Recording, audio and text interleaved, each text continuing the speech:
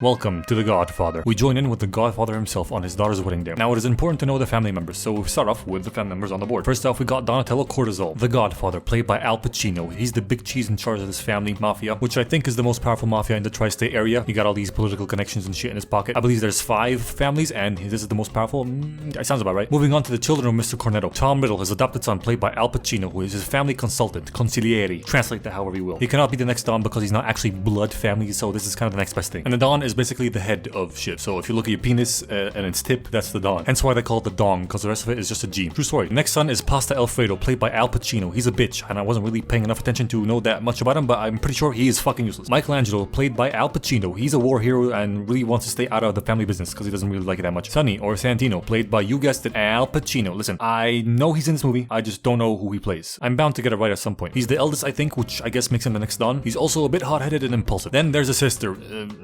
Francine. She's unimportant, don't worry about her. All you need to know about her is that she exists and that she's played by Al Cappuccino. I could have just Googled it, but I didn't. So here we are. Francine is getting married, and Don Cornetto is having meetings with people in his office, meeting with this one dude that he knows a long time, but still barely knows, who's asking him for a favor, which he kind of doesn't like because he doesn't know him, and he's like not his friend. Shit, like, you come on my daughter's wedding, and blah blah blah. You know that scene. Mike is eating bitch lasagna with this girl called Potassium. Some guy says gabagoo. Sonny shoos away the FBI. Don attends more meetings. They resurrect Prince Philip to sing some Italian shit. Johnny Cash comes over, and the Don's like, yeah, he loves him, right? Because he's his godfather, and he threatened to blow some people's brains out if they didn't let him go from a contract or some shit and make him famous or some shit like that, right? And Tom's like, you know, he only comes here when he wants something. It's no coincidence he came on Francine's wedding day, because it is Sicilian tradition that no Sicilian can refuse a request on his daughter's wedding day, which is why he's having so many meetings today for favors. Do Sicilian fathers also set up their daughter's wedding in really hard to reach places so no one can get to them, or do they lock themselves up for the most of the day so no one can ask them for fucking murder as a favor because they're too pussy to call out how insane this tradition is? What retard Sicilian thought this was a good idea? Anyway, Johnny sings to some bitches while Mike tells Kay that his dad's a mafia boss, but he is nothing like him. He's a completely different man. Then Johnny goes over to the Don and whines to him about this part in this movie that is really perfect for him. I'll make him an even bigger star than he already is, but the only problem is he can't get it because the director refuses to give it to him. And he's like, I don't know what to do. What's the matter with you? Don't be a little bitch and go deal with your problems. Now go enjoy the wedding while I go deal with your problems. Daughter gets married, and the Don sends Tom over to Hollywood to go make the director an offer he cannot refuse. Tom gets there and meets Waltz, the director, and Waltz denies his request to give Johnny the part. He's like, fuck you, Stromboli. I'm actually half German. Oh, I'm sorry. Fuck you, Nazi. But then he invites Tom over to his home, shows him his massive fucking palace and his pride and joy, a $600,000 horse in 1940s and 50s. I mean, that's big dough, you know what I'm saying? Then at dinner, he basically tells him the same thing, to fuck off, that he is never gonna give Johnny the part because basically he stuck his dick in one of his investments, okay? He invested a lot of money in this bitch that he's gonna make a big star, and Johnny fucked her probably and got her pregnant, or she left.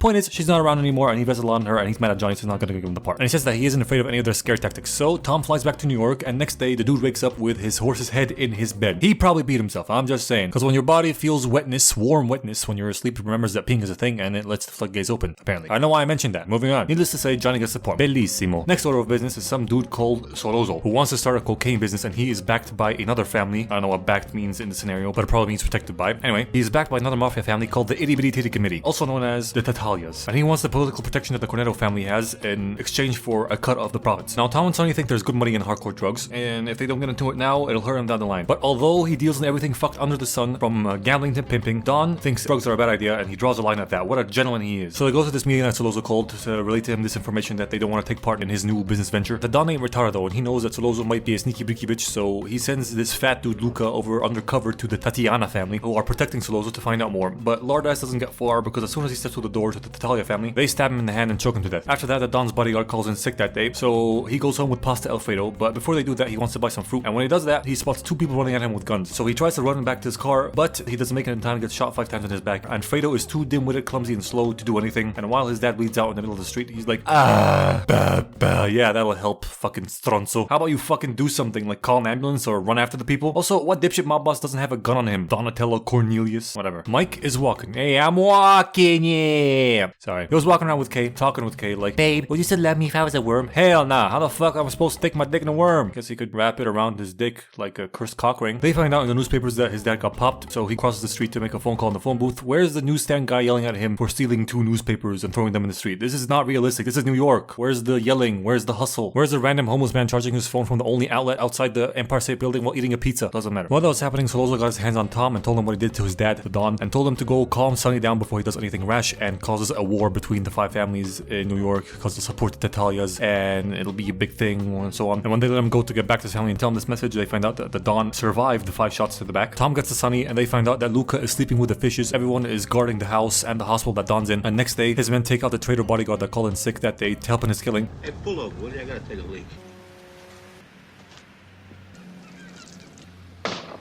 Why the hell would you stand in front of the firing line while pissing? Even if you're standing off by an angle so you don't get shot, it's still kind of a bad idea, isn't it? Anyway, Mike goes to see his woman who sprung an I love you on him at the worst possible time. He doesn't say it back. He goes to see his dad in the hospital, which is eerily quiet and suspiciously empty, almost like someone cleared it out for an assassination on the Don. Thankfully, it hasn't happened yet though. A nurse walks in and tells him that the cops made everyone clear out 10 minutes ago, so he calls up his brother to get more men over there, while he and the blissfully unaware nurse move his dad into another room. Then some dude comes up and it's not an assassin but Enzo, not Ferrari, Enzo the baker, one of the people that asked for a favor at the beginning of the movie from Don. And Mike tells him that there's danger and that he should leave, but the guy wants to stay and help, so he's like, okay, if you want to help, meet me downstairs in 1 minute. And he stands outside the hospital with him and they both pretend like they have guns, which is enough to scare away the real assassins who roll up just seconds later, then roll away because they're there pretending to have guns. And right after the cops arrive, like, I thought I cleared out you guinea pigs. How much is that Stromboli fuck paying you to set up my father? Arrest him. He didn't do anything and he's a war hero. I said arrest him. I am the captain. Don't talk back to me. I have a fragile ego and small penis. Wow, TMI, Cap. TMI. Shut up. You're not my wife. You can't tell me when to overshare. Then Tom arrives with some guys like, these are private detectives legally allowed to carry guns, other big law words, stuff. Now let my homie go and fuck off or face the consequences. He's the family lawyer, so he said some scary legal stuff and they fucked off. I forgot to mention that. So security is now upped tenfold. The bros get together and find out that Solozo wants to have a meeting with Mike and the police captain that he has in his back pocket. And having a police captain in his back pocket like that, it makes him invulnerable because no one has ever gunned down a police captain, and that will surely get all the families in New York to turn against him and probably lose them all the political connections. So they are kind of in a bind now with this meeting they want to have with Mike. Then they want to have a meeting with Mike because he's known as the civilian of the family, the guy that doesn't want any part of the family business, so they probably think that he won't try anything funny when they're negotiating a new deal or something. I'm just guessing here, alright? But little do they know Mr. Keep Me Out of the Family Business is slowly changing his mind to that fucking proposition. He says that if they insist to have this meeting in a public place, find out where this place is, and since they were 100% pat him down to check him for weapons before this meeting, if the Corleone family can get a gun in there, hide it somewhere, he will go get this gun and kill them both. Then go into hiding while shit calms down, and they use all their connections in the newspaper to show how shady this cop was and grow hatred for this cop so it won't seem as bad that he killed the police captain, and get real life karma points till shit calms down enough that he can come back. So Chlamydia, this fat dude associate of their family, makes him an untraceable gun taped up the handle and the trigger with this special tape that leaves no fingerprints behind. Okay, but what about this part where his thumb will clearly rest? It's resting on it right now. Tape it up better, dickhead. Doesn't matter. The time comes, Mike gets in the car with Solozzo and the cap. They pat him down. They take him to this small restaurant in the Bronx. Solozzo speaks to him in some Italiano, chiacchierone, cinquecento, la musica. Then Mike excuses himself to go to the bathroom real quick, gets the gun from behind the up top poop box, walks back and kills them both pop, and does not leave the way Chlamydia told him to. He did not drop the gun with his arms to the side of his body, so people still think he has it, and he looks someone in the face, which he was not supposed to do. And this dead body just blinked. That's the second time looking at dead bodies in movies to catch them moving worked at all for me. In a row. 2 for 2, motherfucker. Anyway, after that, diarrhea hits the blender blades. There's cop killer in the news. There's cop sucks in the news. Don comes back to recover in his home, and they send Michael over to Sicily for hiding, but it's getting increasingly more dangerous there because his enemies know that he's there. But while he's there, he goes to this town of Corleone. I don't know if it's a place or a family. Maybe the family is named after the place. Doesn't matter. He sees a hot female there and immediately decides that he wants her puss, and he stumbles on her dad and asks for his daughter's hand in marriage. That shit didn't even take 5 minutes. Then in another 5-minute montage, he gets to know her, gets married to her, and she whips out her titties. Meanwhile, back in New York, Sonny is beating up his sister's husband for beating up his sister. Then Jackass goes back for domestic violence round 2 on his sister. Sonny finds that out and immediately rushes over there to beat his sister's husband up again or kill him. We'll never know because he gets gunned down on his way over there at a toll booth. And how fast was this linguini dipshit driving to have the car following him for protection arrive this late to the shooting? They took off right after him. Anyway, Mike gets this news in Sicily, and he gets news that it is even more dangerous for him to stay here and they have to move him right now. But it's too late because just as fast as she whipped her chimichangas out, the bitch gets blown up in a car bomb meant for him. So in hindsight, it wasn't that smart to have a big fat Sicilian wedding that alerts all your enemies where you are like a bat signal in the night sky. It wasn't such a good idea now, was it, compadre? Doesn't matter. Bitch is dead, who cares? Don Cortisol gets better and hears the news of his dead son and his other son in hiding, so he sets up a meeting with the 5 families to stop this war because all business is suffering from their little feud, and he lost his son, Tanja lost his son. I don't know when that happened. Maybe Solozzo was his son. I don't don't know, honestly. My brain is hanging on by a thread at this point. I can't keep up. It's all Tony, Sony, Linguini, Friccini, Mussolini. How am I supposed to keep track of this shit? Anyway, in order to keep the peace and bring back Mike safely from hiding, he'll play ball and share his contacts and enter the drug trade with them on the condition that it is highly regulated. And after the meeting, he notes that the head of this other family, Bartzini, is the one calling the shots, not Tatalia. So Mikey comes back safely, and a year later, he finds his old girl like, hey, shawty, how to do? I know I was missing and hiding without a single word to you for a year. Nah, totally could have taken you with me, but how about we get married and make some children together, you know what I'm saying? Ha ha ha ha. That works, by the way. She's down to clown, even though he told her that he works for his father now, but he did promise that the family business will go legit in 5 years' time. What he did not tell her, though, is that he is now the new fucking Don, because his dad is getting old and sick, and over time, he makes a lot of business moves and shuffles a lot of people around in order to buy out this casino in Vegas from a business partner called Mo Green and market it with the star power of Johnny Cash. But Mo Green does not want to sell and gets really mad at Mike. And as time goes on, he has a kid with K and weird chic, 50% accuracy Al Pacino, old Don, gets weaker, so Bartzini smells blood in the water and wants to drive the Corleone family out of town. So Al Pacino warns Al Pacino of this, that Bartzini will want to set up a meeting with him, and whoever comes to him with this information is probably a traitor. He's also pretty sad because he never wanted this life for his son Mikey, but he's like, whatever, my ass fat regardless. Later on, old guy Corleone dies, he's playing with his grandson fucking waters his dead body, and at the funeral, Mike is approached by one of his associates, the Tesco guy, to set up a meeting with Bartzini, which makes this longtime associate the traitor and not the other fat guy, chlamydia guy. Then at the baptism of his sister's new kid, where he's becoming the godfather of this kid, the transition is complete. Shit has come full circle from I don't want to take part in the family business to becoming the godfather himself. While that's happening, his men assassinate, kill, take care of, whatever you want to call it. They put some people to bed with the fishes. These people are all the heads of the 5 families, including Tatalia and Bartzini. They also kill Mo Green. They shoot him in the fucking eye. When you get a shot in the head like that, you don't lay down peacefully. That shit drops like a melon. Whatever though, after the baptization, they take care of Tesco, the traitor, then go deal with Carlo, Mike's sister's husband, who beat her up the second time in coordination with Bartzini's men to go kill Sonny, because they gotta deal with them obviously. He kills him as well, although he promised he wouldn't because he didn't want to make his sister a widow, but he did. He doesn't tell his sister, but she finds out that her husband is dead, and she figures that Mikey killed her piece of shit husband and gets hysterically mad at that. Then Mikey lies to his wife about it while touching some faces. This movie gets 302 cats out of 56 acres of prime New York real estate.